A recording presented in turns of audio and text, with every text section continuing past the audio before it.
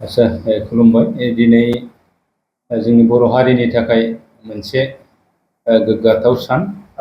दिनैनि सानावहाय जे बर'नि माखासे दोरोङारि आइटेमफोर जेरै जोंनि एंगारहायै बर'नि मोनसे हारिमुजों सोमोन्दो थानाय आर'नाइ, नाफाम, अनला ओंख्रि, गोखा गोखै, नारजि दोलो, जौ गोरान, जौ गिसि, माइब्रा बिदै, बे आयदाफोरखौ जोंनि बड' कालचार एन्ड हेरिटेज प्रिजार्भेसन बर्डआ GI टेग मोननो थाखाय भारत सरकारनाव एप्लाइ खालामदोंमोन।